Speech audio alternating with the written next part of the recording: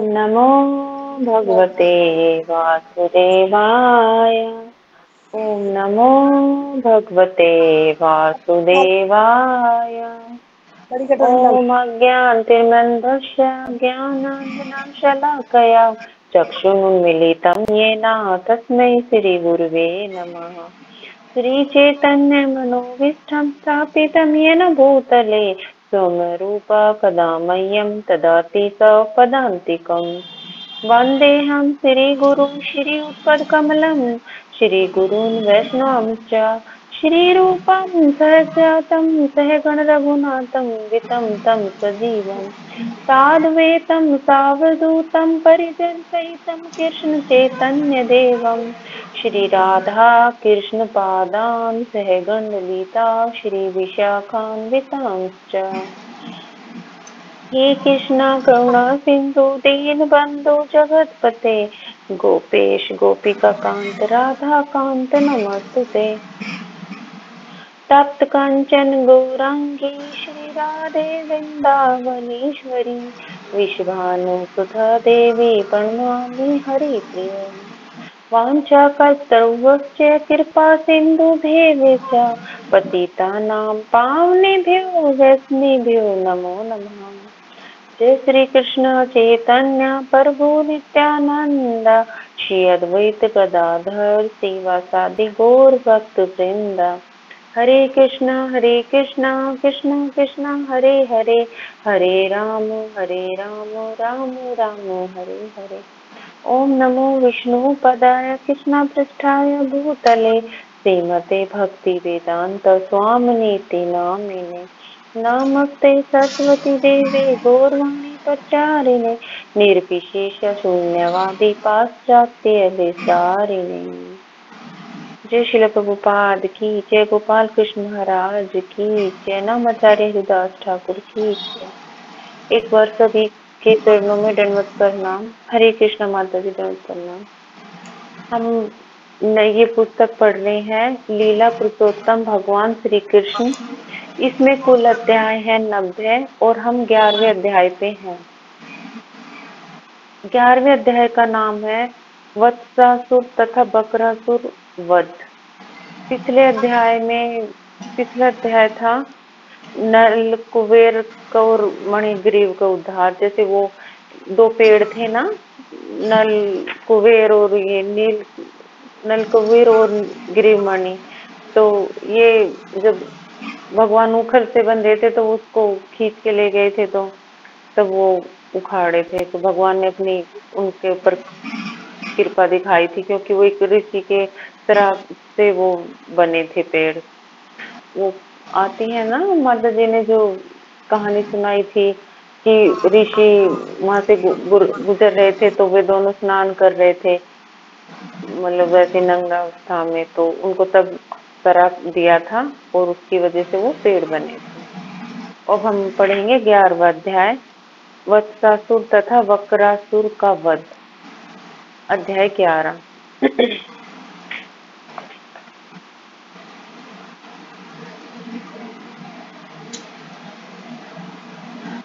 जब वे यमला अर्जुन वृक्ष वज्रपात के समान आवाज करते हुए पृथ्वी पर गिर पड़े, तो नंद महाराज सहित गोकुल के सारे निवासी उस स्थान पर आ गए। उन्हें विस्मय हो रहा था कि ये दोनों विशाल वृक्ष असमय किस तरह गिरे, क्योंकि उन्होंने इनके गिरने का कोई कारण नहीं मिल रहा था। अतः वे सभी अचंभित थे। जब उन्होंने यशोदा द्वारा उखल से बांधे गए बाल कृष्ण को देखा, तो वे सोचने लगे, हो न हो यह किसी असुर की करतूत है, अन्यथा यह कैसे संभव हो सकता है।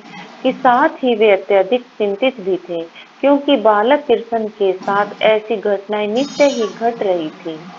जब वयोवृद्ध ग्वाले इस प्रकार सोच विचार कर रहे थे, तभी खेलने वाले छोटे छोटे बालकों ने आकर लोगों को सूचित किया कि यह वृक्ष कृष्ण द्वारा रस्सी से बंधे उखल खींचे जाने के कारण गिरे हैं। उन्होंने बताया कि कृष्ण दोनों वृक्षों के बीच में आए, तब उखल उलट कर वृक्षों के बीच में आ फंसा और जब कृष्ण रस्सी खींचने लगे तो यह वृक्ष गिर पड़े। तब यह वृक्ष गिर गए तो उनमें से दो तेजस्वी पुरुष प्रकट हुए। वे कृष्ण से बातें करने लगे। अभी जैसे ये बताया था, इसमें एक कहानी आ रही है। बालकों ने इस कथन पर अधिकांश ग्वालों को विश्वास बालकों के इस कथन पर अधिकांश ग्वालों को विश्वास नहीं हुआ। उन्होंने विश्वास ही नहीं हो रहा था कि ऐसी बातें संभव हो सकती है, किंतु उनमें से कुछ ने विश्वास करके नंद महाराज से कहा, आपका बालक अन्य से भिन्न है, हो सकता है कि उसने यह किया हो। नंद महाराज अपने पुत्र की असामान्य क्षमता को सुनकर हंसने लगे। उन्होंने आगे बढ़कर अपने पुत्र को छुड़ाने के लिए गांठ खोली। इस प्रकार नंद द्वारा कृष्ण से मुक्त कर दिए जाने पर प्रौढ़ गोपियों ने बालक को अपनी गोद में उठा लिया। वे उसे आंगन में ले आई और ताली बजा बजा कर उसके अद्भुत कार्यों की प्रशंसा करने लगी। कृष्ण की भी सामान्य बालक की तरह उनकी ताली बजाने के साथ साथ नाचने लगे। गोपियों के पूर्ण वश में होने के कारण वे नाचने तथा गाने लगे, मानो उनके हाथ की कठपुतली हो। कभी कभी माता यशोदा से पीढ़ा लाने के लिए कहती, यद्यपि वह पीढ़ा बच्चे द्वारा उठाए जाने के लिए भारी था, किंतु वे न किसी तरह उसे माता के पास उठा लाते थे। कभी कभी जब उनके पिता नारायण की पूजा करते समय अपना खड़ाऊ लाने के लिए कहते तो श्री कृष्ण उन्हें अपने सिर पर उठाकर बड़ी ही कठिनाई से पिता के पास ले आते थे। जब उनसे कोई ऐसी भारी वस्तु मांगी जाती जिसे वे उठा न पाते तो वे केवल अपनी बाहें हिलाते। इस प्रकार प्रतिदिन वे अपने माता पिता के आनंद के आगार बने हुए थे। भगवान इस प्रकार वृंदावन वासियों के समक्ष बाल सुलभ क्रीड़ाएं करते रहते, क्योंकि वे बड़े बड़े दर्शनों तथा परम सत्य की खोज करने वाले ऋषियों को यह दिखा देना चाहते थे कि किस प्रकार भगवान अपने शुद्ध भक्तों की इच्छाओं के वशीभूत होते हैं। तो इस वाले पैराग्राफ में हमें यही बताया गया कि जो कोई शुद्ध भक्त होता है वो भगवान उसके कैसे मतलब उस भक्त के साथ बंध जाते हैं, उसका सारा कार्य करने के लिए अपना तत्पर रहते हैं। इतने भगवान वो है दयालु कृपालु हैं कि अपने भक्त के लिए कुछ भी करने के लिए तैयार है। इसमें उनको तरह तरह की लीलाएं दिखा रहे थे यशोदा माँ और नंद बाबा को। एक दिन एक फल बेचने वाली नंद महाराज के द्वार पर आई। जब बालक कृष्ण ने उसकी यह पुकार, जो चाहे सो आकर मुझसे फल ले जाए, सुनी तो वह अपनी अंजलि में थोड़ा सा अन्न लेकर उसके बदले में फल लेने के लिए बाहर आए।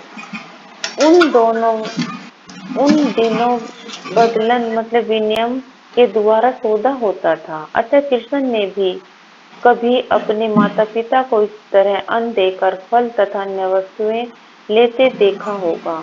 अतः उन्होंने उसी का अनुकरण किया, किंतु उनकी अंजलि अत्यंत छोटी थी और वे अन्न को मजबूती से पकड़ भी नहीं पाए थे। अतः अनाज गिरता जा रहा था। उस फल बेचने वाली ने यह देखा तो वह भगवान के सौंदर्य पर मोहित हो उठी। अतः उसने बचे हुए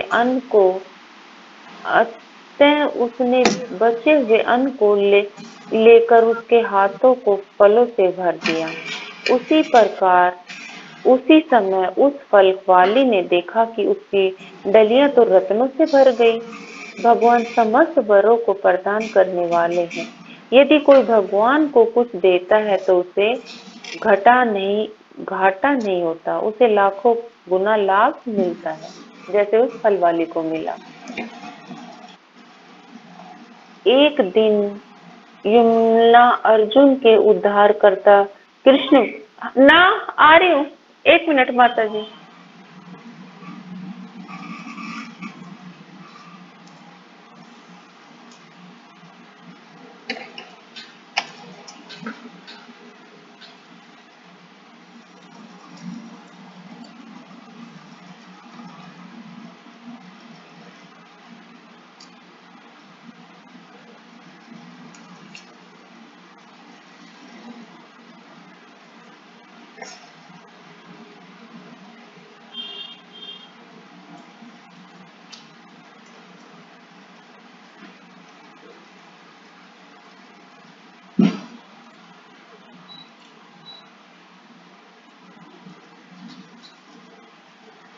हरे कृष्णा माता जी, कोई आ गया था गेट पे।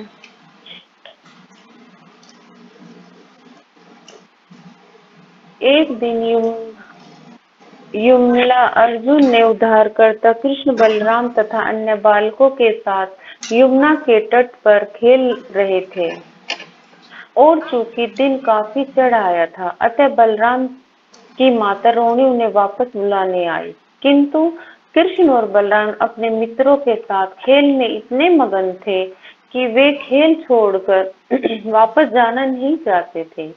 अतः वे खेल में और अधिक व्यस्त हो गए। जब रोहिणी उन्हें घर ले जा पाई तो वापस आकर उन्होंने माता यशोदा को भेजा कि वे बुला लाएं। माता यशोदा अपने पुत्र के प्रति इतनी वात्सल थी कि जो ही वे उन्हें घर वापस चलने के लिए बुलाने आई कि उनके सतनों से दूध भर आया और जोर से चिल्लाई, प्यारे बेटे घर चलो, तुम्हारे कलेवे का समय हो चुका है। हे कृष्ण, हे मेरे कमल नयन, चलो और मेरा दूध पियो। अब बहुत खेल चुके, अब तुम भूखे होंगे मेरे नन्हे मुन्ने। इतनी देर से खेलते खेलते तुम थक गए होंगे। उन्होंने बलराम को भी इसी तरह पुकारा। अपने कुल की शान अपने छोटे भाई भैया कृष्ण के साथ तुरंत घर चलो, तुम सुबह से खेल में लगे हो और अब थक गए होंगे।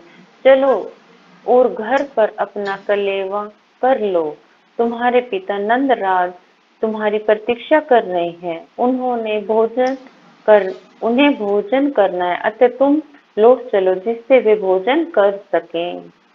बच्चे खेल में इतने मस्त हो जाते हैं कि उन्हें तो कोई ध्यान ही नहीं रहता कि कब खाना कब पीना। हमारे देखो भौतिक जगत में देख लो, बच्चे तो भगवान थे, अपनी लीलाएं कर रहे थे।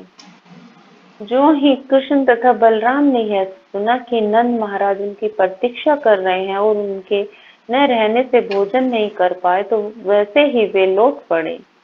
उनके अन्य साथी उल्हाना देने लगे, कृष्ण तुम्हारा साथ उस समय छोड़ रहा हमारा साथ उस समय छोड़ रहा है जब हमारा खेल अपनी चरम सीमा पर है। अगली बार हम उसे जाने नहीं देंगे। कृष्ण के साथियों ने पुण्य धमकी दी कि वे उसे फिर से अपने साथ नहीं खेलने देंगे। कृष्ण डर गए और घर न जाकर वे बच्चों के साथ फिर से खेलने लगे। उस समय माता यशोदा ने उन बच्चों को डांटा और कृष्ण से कहा, क्या तुम अपने को राह चलता बालक समझते हो? क्या तुम्हारे घर नहीं है? चलो अपने घर चलो। डांट रही है माता जी उसको, अपने पुत्र को। मैं देख रही हूँ कि तुम सुबह से खेलते रहने से तुम्हारा शरीर गंदा हो गया। चलो घर चलकर स्नान करो, साथ ही आज तुम्हारा जन्मदिन है, अतः तुम्हें घर चलकर ब्राह्मणों को गौओं को दान करना है। क्या तुम देख नहीं रहे कि तुम्हारे साथी किस तरह अपनी अपनी माताओं द्वारा पहनाए गए आभूषणों से अलंकृत हैं? तुम्हें भी स्वच्छ होकर सुंदर वस्त्र और आभूषणों से अलंकृत हो लेना चाहिए। अतः तुम घर चलो, स्नान करो, ठीक से वस्त्र धारण करो और तब तुम खेलने आ सकते हो। इस प्रकार से यशोदा माँ कृष्ण तथा बलराम को वापस ले आई, जो ब्रह्मा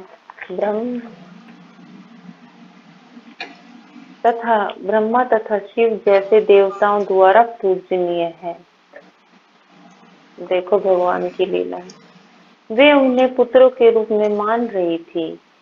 जब कृष्ण तथा बलराम घर आए तो यशोदा माता ने उन्हें ढंग से नहलाकर आभूषणों से सज्जित किया। फिर उन्होंने ब्राह्मणों को बुलाया और कृष्ण के जन्मदिन के अवसर पर उनके हाथों से उनके गोवेदान कराई। इस प्रकार उन्होंने घर पर कृष्ण का जन्मदिन मनाया। इस घटना के पश्चात सारे वयोवृद्ध ग्वाले एकत्रित हुए और नंद महाराज ने उनकी अध्यक्षता की। सबों ने मिलकर परामर्श दिया कि असुरों के कारण महावन में होने वाले उत्पादों को किस प्रकार रोका जाए। इस प्रकार सभा में नंद महाराज के भाई उपनंद उपस्थित थे। वे विद्वान तथा अनुभवी माने जाते थे और कृष्ण तथा बलराम के हितैषी भी थे। वे अग्रणी भी थे। अतः सभा को संबोधित करते हुए बोले, मित्रों, अब हमें यहाँ से दूर स्थान पर चले जाना चाहिए, क्योंकि नित्य ही बड़े बड़े असुर आकर शांति भंग कर रहे हैं और वे नन्हे बच्चों को मारने के लिए विशेष प्रयत्न करते हैं। जरा पूतना और कृष्ण के विषय में सोचिए। यह केवल भगवान हरि की कृपा थी कि कृष्ण इतनी बड़ी असुरनी के हाथों से बच गए। इसके पश्चात बवंडर असुर आया जो उन्होंने आकाश में ले गया। भगवान हरि की कृपा से उसकी रक्षा हो पाई और यह असुर शिलाखंड पर गिरकर मर गया। हाल ही में यह बालक दो वृक्षों के मध्य खेल रहा था कि अकस्मात दोनों वृक्ष धमाके से गिर पड़े। फिर भी इस बालक को चोट नहीं आई। अतः भगवान हरि ने पुण्य उसकी रक्षा की। जरा सोचिए कि यही बच्चा या इसके साथ खेलता हुआ अन्य बच्चा गिरते हुए वृक्षों से दब गया होता तो। इन सारी घटनाओं पर विचार करते हुए हम यह निष्कर्ष निकालते हैं कि यह स्थान अब सुरक्षित नहीं रह गया। हमें इसे छोड़ देना चाहिए। अतः भगवान हरि की कृपा से अभी तक सारे विघ्नों से बचते आए हैं। अब हम सतर्क रहना होगा और इन स्थानों को छोड़कर ऐसे स्थान पर रहना होगा जहाँ शांति हो। मैं सोचता हूँ कि मैं वृंदावन नामक जंगल में चलना चाहिए, जहाँ ताजे उगे हुए पौधे तथा झाड़ियाँ हैं। यहाँ हमारी गायों के लिए अत्युत्तम चरागाह होगा। हम सारे परिवार, गोपियाँ तथा उनके बच्चे, सभी अन्य अत्यंत शांतिपूर्वक रह सकेंगे। इसमें जैसे कि भगवान के साथ भगवान ये लीलाएं कर रहे थे कि पेड़ उखाड़ना, बवंडर आना, तो इसी से सब गांव वाले और ये सब डर चुके थे कि ये तो रोज ना रोज कोई ना असुर आ जाता है। और वो तो भगवान तो नहीं समझ रहे थे अपने बच्चे पर कि हमारे बच्चे पे अटैक करता है। ऐसे तो कोई भी बच्चा सुरक्षित नहीं रहेगा, तो हम ये जगह ही छोड़ देते हैं और हम वृंदावन के जंगल में रहेंगे, वहां पे चलते हैं।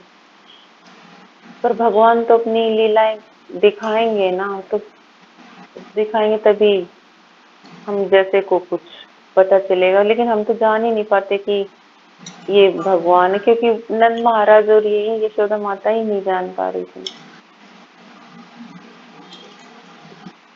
हमें परिवार सभी शांति, सभी यहाँ पर अत्यंत शांतिपूर्वक से रह सकेंगे। वृंदावन के निकट ही गोवर्धन पर्वत है जो अत्यंत रमणीय है। वहाँ पर गायों के लिए नया चारा तथा घास है, अतः वहाँ रहने में कोई कठिनाई नहीं होगी।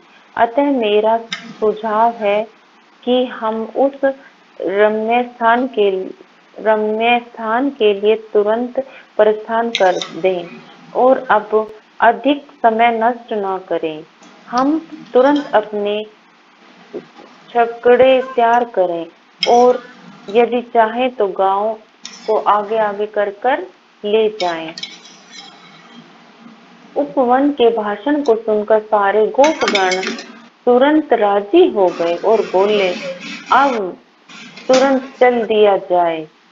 फिर सबने अपनी गृहस्थी का सामान तथा बर्तन भांडे गाड़ियों में लाद लिए और वृंदावन जाने के लिए तैयार हो गए। गांव के सारे वृद्ध पुरुष बच्चे तथा स्त्रियां गाड़ियों पर बैठा दी गई और ग्वाले स्वयं हाथों में धनुष बाण लेकर गाड़ियों के पीछे हो लिए। सारी गौवें तथा उनके बछड़े और सांड आगे कर लिए गए और पुरुषों ने धनुष बाण से सज्जित होकर उन झुंडों और बैलगाड़ियों को चारों ओर से घेर लिया। वे अपने सिंह तथा तुर्री बजाने लगे। इस प्रकार घोर शब्द के साथ वे वृंदावन के लिए चल पड़े।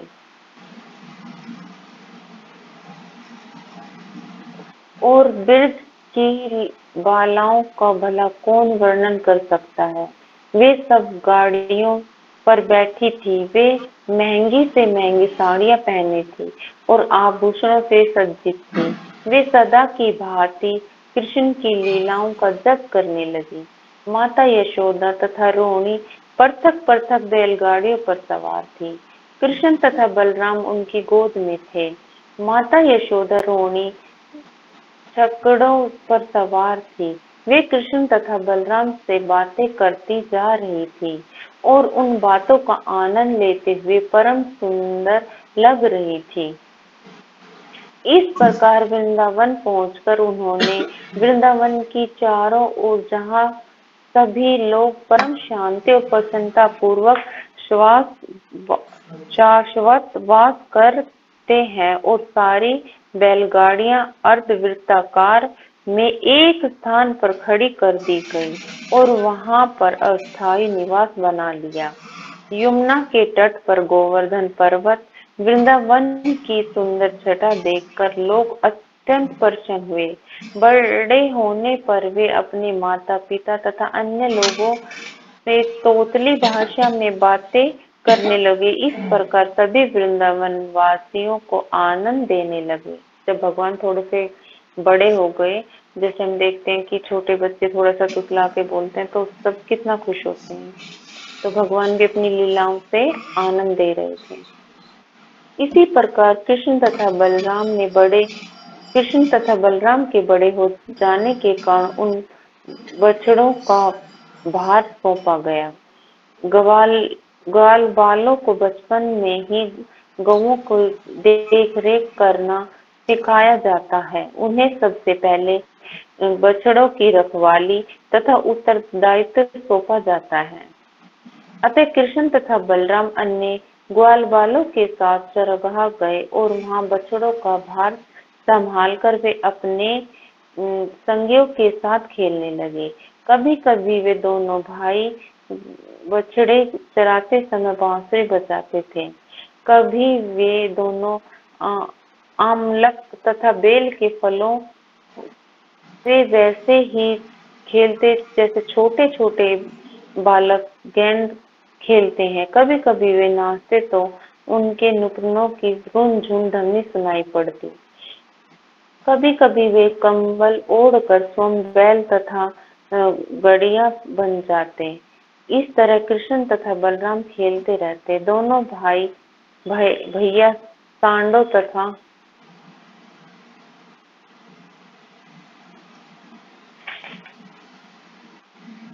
गवों की बोली के अनुकरण करते हुए खेल खेल में सांड भिड़त करते। कभी कभी वे विभिन्न पशुओं और पक्षियों की आवाजों की नकल करते। इस प्रकार वे सामान्य संसारिक बालक की भांति अपनी अपनी बाल लीलाओं का आनंद लूटते। एक बार जब कृष्ण तथा बलराम यमुना के तट पर खेल रहे थे तो वत्सासुर नामक तथा असुर बछड़े का रूप धारण करके दोनों भाइयों को मारने के उद्देश्य से आया। बछड़े का रूप धारण करने से यह असुर अन्य बछड़ों में मिल गया, किंतु कृष्ण ने उसे देख लिया। अतः उन्होंने तुरंत ही बलराम को इस असुर के घुस आने की जानकारी दी। अतः दोनों भाइयों ने उसके चुपके से पीछा किया। कृष्ण ने वत्सासुर की पिछली टांग और तथा पूंछ पकड़ ली और बलपूर्वक घुमाकर एक वृक्ष पर फेंक दिया। इससे असुर का प्राण निकल गए और वह पेड़ की चोटी से भूमि पर आ गिरा। जब यह असुर भूमि पर मिट पड़ा तो कृष्ण के सारे संगियों ने आकर बधाई दी। बहुत अच्छा, बहुत अच्छे। और देवतागण परम प्रसन्न होकर आकाश से पुष्प वृष्टि करने लगे।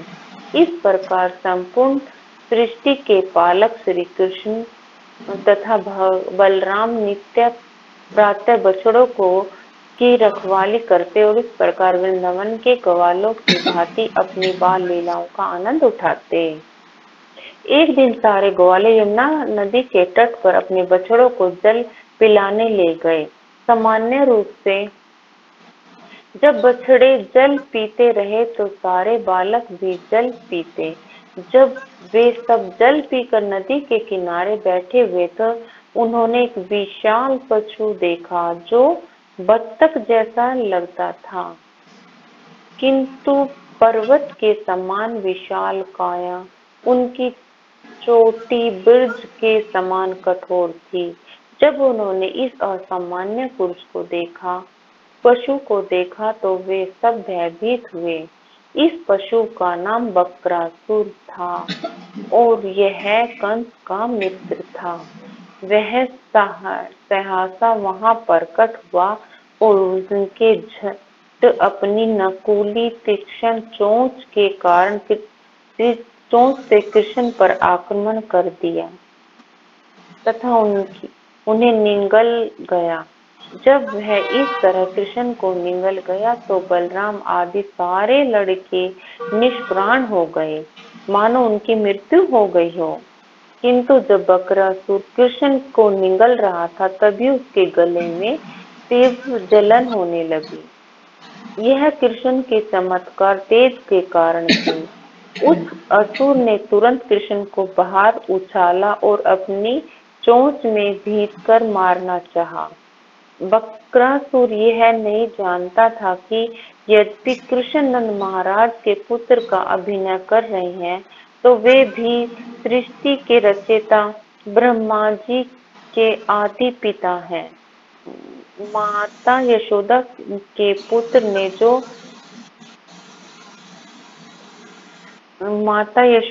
पुत्र ने जो देवताओं के लिए आनंद कंद है और साधु पुरुषों के पालक है, इस विशाल बक की चोंच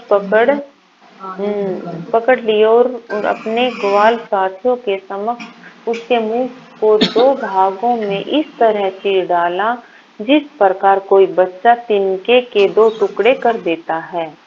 तब सर्वलोक के निवासियों ने बधाई के रूप में आकाश से चमेली के सुगंधित पुष्प की वर्षा की। पुष्प वर्षा के साथ विगुल, ढोल तथा शंख की ध्वनि गूंज उठी। जब लड़कों ने पुष्प वर्षा देखी और सर्व की ध्वनि सुनी तो वह आश्चर्यचकित रह गए। जब उन्होंने कृष्ण को बकासुर के मुंह से मुक्त हुए देखा तो बलराम समेत सारे ग्वाले इतने प्रसन्न हुए मानो उन्हें अपना जीवन आधार प्राप्त हुआ हो। जैसे ही उन्होंने कृष्ण को अपनी ओर आते देखा तो एक एक करके सबों ने नंद के पुत्र को गले लगा लिया। इसके साथ उन्होंने सारे एकत्रित हुए और वे घर वापस जाने लगे। जब वे घर आ गए तो वे नंद के पुत्र के आश्चर्यजनक कार्यकलापों का वर्णन करने लगे। जब समस्त गोपियां तथा ग्वालों ने लड़कों से यह कहानी सुनी तो वे परम प्रसन्न हुए, क्योंकि वे कृष्ण को अपने अंतःकरण से चाहते थे और उनकी महिमा तथा उनके विजय कार्यों को सुनकर के प्रति और अधिक वत्सल हो उठे, यह सोचकर कि बालक कन्हैया मृत्यु के मुख से लौट आया है। उनके मुखमंडल को और भी अधिक प्रेम और वात्सल्य से देखने लगे। वे चिंताओं से पूर्ण थे, किंतु कृष्ण की ओर से उनके मुख हटा नहीं पा रहे थे। गोपियां तथा गोप परस्पर बातें करने लगे कि कितने आश्चर्य की बात है कि बालक कृष्ण पर इतनी बार कितने प्रकार कि कितने असुरों ने आक्रमण किया, तो भी वे सारे असुर ही मारे गए, कृष्ण अक्षत बने आए। यह लगातार बातें करते रहे कि कितने भयानक असुरों ने कृष्ण को मारने के लिए न जाने कितनी बार आक्रमण किया, किंतु हरि की कृपा से उनके बाल बांका न हो पाया। उल्टे वे सब पतंग की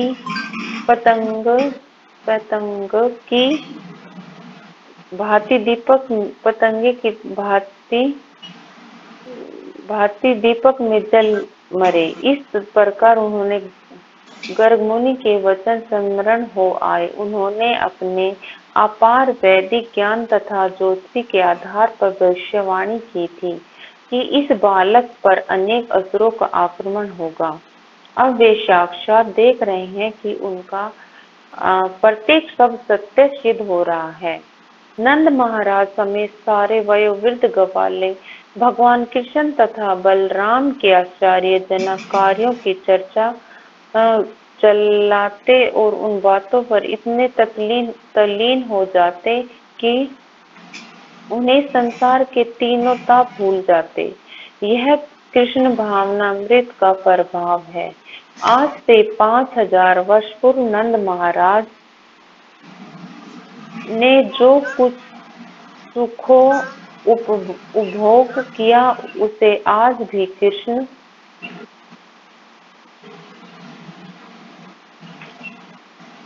भावना भावित लोग भोग सकते हैं, यदि वे कृष्ण तथा सहयोगियों की दिव्य लीलाओं की केवल चर्चा चलाते रहे। इस प्रकार सागर पर हेतु बनाने वाले भगवान रामचंद्र के बंदरों तथा समुद्र को लांघकर लंका जाने वाले हनुमान जी की लीलाओं का अनुकरण करते हुए बलराम तथा कृष्ण की बाल लीलाओं का आनंद उठाते रहे। वे अपने मित्रों के बीच ऐसी लीलाओं का अनुकरण करते हुए अत्यंत प्रसन्नता पूर्वक अपना बाल्यकाल बिताने लगे। इस प्रकार लीला पुरुषोत्तम भगवान श्री कृष्ण के अंतर्गत वत्सासुर तथा वक्रासुर वध नामक 11वें अध्याय का भक्ति वेदांत तात्पर्य पूर्ण हुआ। आज हमने इसमें कितनी सारी स्टोरी पढ़ी है ना।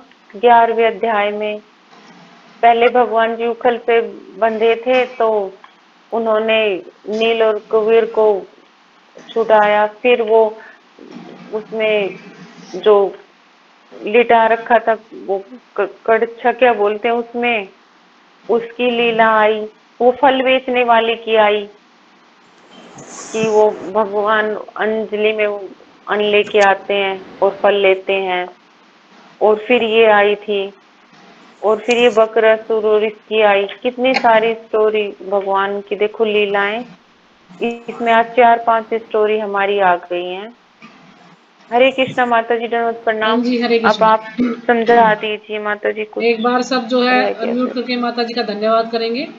हरे कृष्ण महामंत्र बोल के जो हरे अच्छे से माता जी कृष्णा समझाए। हरे हरे कृष्णा कृष्णा कृष्णा कृष्णा कृष्णा कृष्णा हरे हरे हरे हरे हरे राम हरे हरे राम राम राम राम राम हरे राम हरे। हरे हरे। हरे कृष्णा माता जी, दंडवत प्रणाम। सबके चरणों में दंडवत प्रणाम। हरे तो कृष्णा माता जी माता जी, आपकी एक हरे गलती कृष्णा है, माता जी, दंडवत प्रणाम। आप आपने सभी बार को बार बकरासुर बकरासुर बोला इसको। ये बकरासुर नहीं है, ये बकासुर है। ये आपकी गलती मैं आपको बता रही हूँ, ठीक है। ये क्या है बकासुर माता है, जी? बकासुर है ये। बकासुर। हाँ जी, आप बकरासुर बकरासुर करें पूरे चैप्टर में आपने इसको। हाँ, बकासुर जी। बकासुर है ये, ठीक धन्यवाद है। माता जी। हाँ जी, रमा माता जी और कविता माता जी बोलिए, कुछ पूछना चाह रहे हैं आप?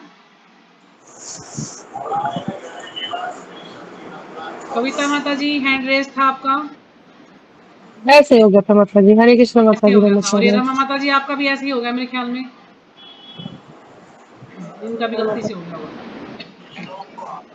तो ठीक है, इस चैप्टर में से अगर किसी कुछ समझ नहीं आया तो पूछ सकते हैं, बाकी वैसे ये आसान है, इसमें कुछ ज़्यादा कुछ नहीं है।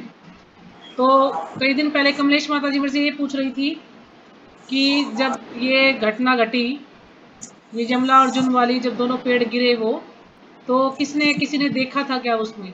तो इसमें आपको अपने प्रश्न का उत्तर इसमें मिल गया ना हमें। तो किसने देखा था उसको?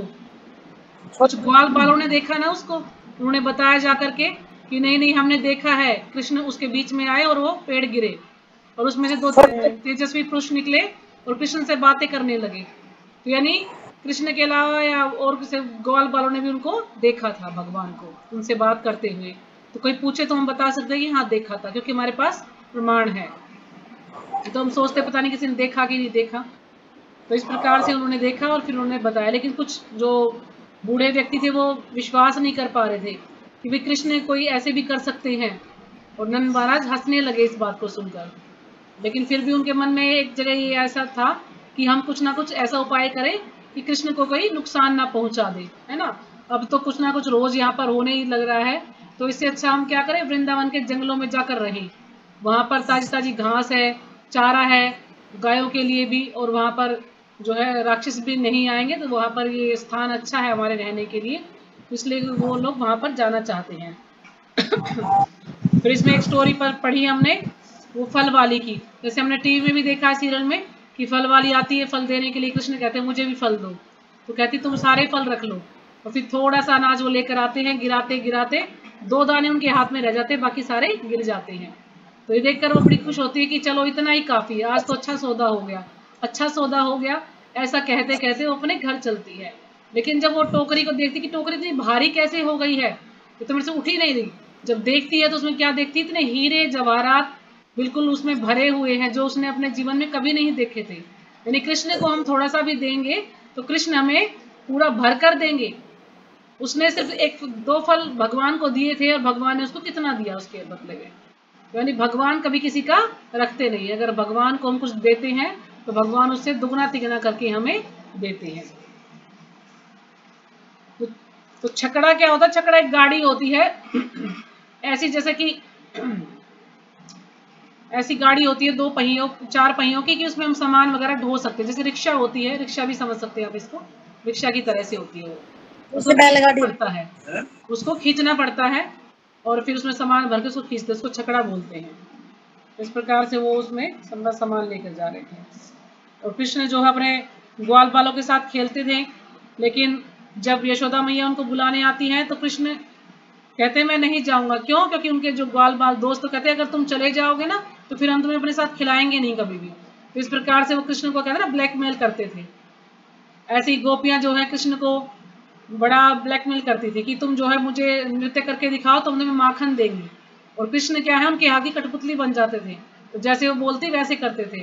जबकि कृष्ण को की जरूरत नहीं है कि उनको थोड़े से माखन के लिए डांस करना है, नहीं, वो तो भक्तों को खुश करने के लिए, कि भक्त जो है कितने भगवान से प्रेम करते हैं, उनके प्रेम पाने के लिए जो है भगवान ऐसा करते हैं कि उनके कहे अनुसार भगवान जो है नृत्य करते हैं।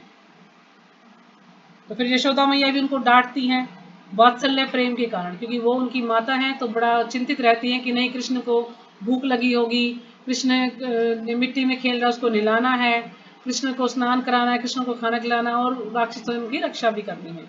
इस प्रकार से वो बड़ी चिंतित रहती थी। क्यों? क्योंकि कृष्ण को अपने पुत्र रूप में समझती थी, उन्हें नहीं पता था भगवान, अगर वो समझती भगवान है जो ये वात्सल्य प्रेम है, वो फिर वही सोचते कि भगवान है भगवान है, लेकिन वो उसको अपने पुत्र रूप में देख रही थी, इसलिए वात्सल्य प्रेम जो है उनका उमड़ पड़ा था। और जैसे ही जब उन्हें पता था कृष्ण भूखे हैं तो एकदम से उनके स्तनों से दूध निकलने लगता था, फिर वो कृष्ण को दूध पिलाती थी। तो बाकी तो इसमें कुछ है नहीं ऐसा, बस सभी लोग जो है वहां जाने की तैयारी कर रहे हैं कि हम जो है वृंदावन जाएंगे, वहां पर रहेंगे, अपने गायों को सबको ले जाते हैं वहां पर इकट्ठा करके। फिर उन्होंने वहां पर जो है वत्सासुर आया और बकासुर आया। तो वत्सासुर ऐसा राक्षस था जो कि बछड़े का रूप करके वो उन बछड़ों के अंदर ही छुप गया, और जो गाय बछड़े थे कि पता नहीं चलेगा, लेकिन भगवान से कौन छुप सकता, भगवान ने उसको देख लिया और इस प्रकार से भगवान ने उसको घुमाकर फेंक दिया और उसकी मृत्यु हो गई। फिर जो है थोड़ी देर बाद देखा तो फिर बकासुर आ गया बत्तख का रूप करके। अब वो सोच रहे हैं कि बकासुर जो है कृष्ण को हानि पहुंचाना चाह रहा है, लेकिन वो भी कृष्ण को कुछ नहीं कर पाया और कृष्ण ने उसको भी मार गिराया। उसने बकासुर का वर्णन कर रखा कि बकासुर कैसा था, चमकदार था, उसके चोंच बड़ी तीक्ष्ण थी, है ना, नुकीली थी। इस प्रकार से उसके बारे में बता रखा है इसमें।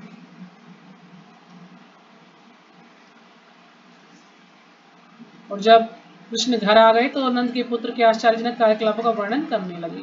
जो समस्त गोपियां तथा ग्वालों ने लड़कों से यह कहानी सुनी तो वे परम प्रसन्न हुए, है ना। जब वो वहां पर सब घर आ गए हैं गायों को लेकर के, तो फिर जो उनके दोस्त हैं ग्वाल बाल है वो कथा सुनाते हैं, बताते हैं कि कृष्ण ने आज ऐसे ऐसे 2 राक्षसों का वध किया, ऐसा के कृष्ण ने, या वैसा के कृष्ण ने, यानी सबको बता रहे हैं जो भी घटना घटती है।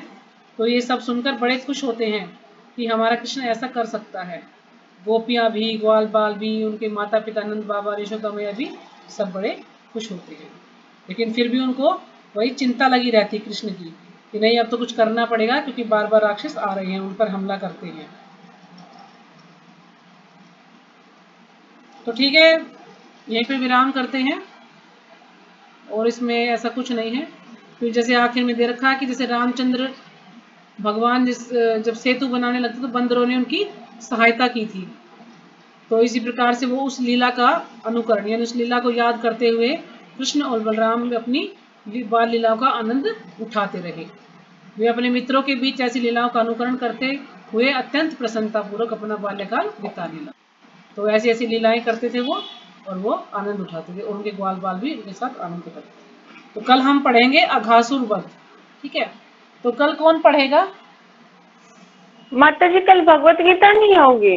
भगवत गीता ही होती है। मैंने सोच रही हूँ कि कल इसी को कर ले। आपका एग्जाम है इसलिए? एग्जाम इसलिए हाँ, तो कोई नहीं, हम पढ़ लेंगे। तो गीता माता जी गीता पढ़ माता लेंगी, जी भी ठीक है। बुक ले रही है, वो पढ़ हाँ जी, देंगे। गीता माता जी कह रही है, ठीक है। गीता माता जी आप कर गीता लेंगे कल, माता जी ठीक है। 2-3 दिन हम कृष्णा ही पढ़ लेते हैं अगर आपका एग्जाम नहीं, है तो। कल पढ़ लो, परसों तो फिर हम आदिला माता जी को बुला लेंगे, और बुधवार को तो मैं फ्री हूँ, पेपर हो जाएगा मेरा। आज मैं कुछ भी नहीं पढ़ पाई। आज मैं पता नहीं क्या हुआ, मुझे इतनी नींद आ गई कि मुझे पता ही नहीं चला।